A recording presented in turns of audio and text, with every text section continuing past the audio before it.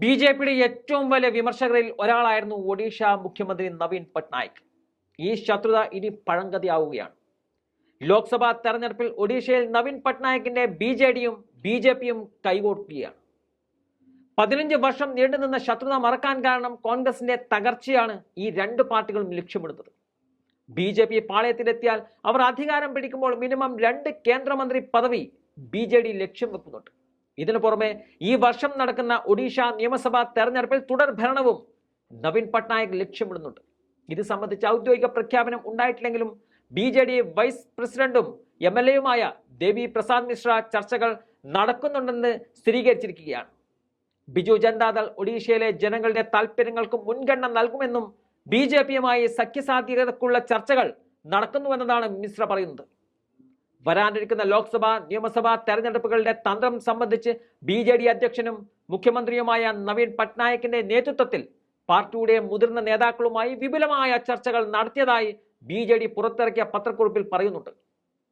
BJP ദേശീയ അധ്യക്ഷൻ JP നദ്ദയുടെ അധ്യക്ഷതയിൽ ചേർന്ന യോഗത്തിന് ശേഷം ബി.ജെ.ഡിയുമായി തെരഞ്ഞെടുപ്പിന് മുമ്പുള്ള സഖ്യത്തെക്കുറിച്ചുള്ള ചർച്ചകൾ ബി.ജെ.പിയുടെ മുതിർന്ന നേതാവും എം.പിയുമായ ജുവൽ ഓറവും സ്ഥിരീകരിച്ചിട്ടുണ്ട്.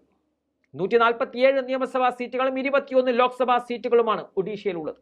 2019 തെരഞ്ഞെടുപ്പിൽ ബി.ജെ.ഡി 12 സീറ്റുകളും ബി.ജെ.പി 8 സീറ്റുകളും നേടിയിരുന്നു. നിലവിൽ നിയമസഭയിൽ ബി.ജെ.ഡിക്ക് 112 എം.എൽ.എമാരും ബി.ജെ.പിക്ക് 23 എം.എൽ.എമാരുമാണുള്ളത്. സഖ്യം നടപ്പിലായാൽ ലോക്സഭാ തെരഞ്ഞെടുപ്പിൽ ബി.ജെ.പിയാകും കൂടുതൽ സീറ്റുകളിൽ മത്സരിക്കുക എന്നതാണ് രാഷ്ട്രീയ വൃത്തങ്ങൾ നൽകുന്ന സൂചന. ബി.ജെ.ഡി നിയമസഭാ സീറ്റുകളിലേക്കാണ് ശ്രദ്ധ കേന്ദ്രീകരിക്കുന്നത്. നേരത്തെ ബി.ജെ.ഡിയെ കണക്കിന് വിമർശിച്ചിരുന്ന നേതാക്കളിൽ മുൻപന്തിയിലായിരുന്നു ബി.ജെ.പി ദേശീയ അധ്യക്ഷൻ ജെ.പി നദ്ദ. ബി.ജെ.ഡി വെറും പ്രാദേശിക പാർട്ടിയാണെന്നും അതും ഒറ്റയാൾ പാർട്ടിയാണെന്നത് നാണക്കേടാണ് എന്നതാണ് നദ്ദ നേരത്തെ പറഞ്ഞിരുന്നത്. ഇതിനു പുറമെ ബി.ജെ.ഡി അഴിമതിയിൽ കുളിച്ചിരിക്കുകയായിരുന്നു എന്നുള്ള വിമർശനം പറഞ്ഞ നദ്ദ ഇപ്പോൾ അതേ നാവ് കൊണ്ട് തന്നെ ആ പാർട്ടിയെ പുകഴ്ത്തുകയും ചെയ്യുകയാണ്.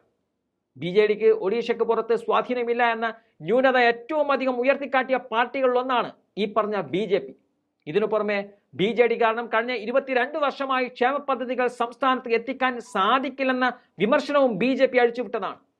ബി.ജെ.പി നടപ്പിലാക്കുന്ന പദ്ധതികൾ നവീൻ പട്നായിക് സർക്കാർ സംസ്ഥാന സർക്കാർ സംരംഭങ്ങളാക്കി ജനങ്ങളെ പറ്റിക്കുകയായിരുന്നു എന്നുള്ള വിമർശനം ഉന്നയിച്ച അതേ പാർട്ടിയാണിപ്പോൾ നവീൻ പട്നായിക്കുമായി കൈകൊടുക്കാൻ തയ്യാറായിരിക്കുന്നത്.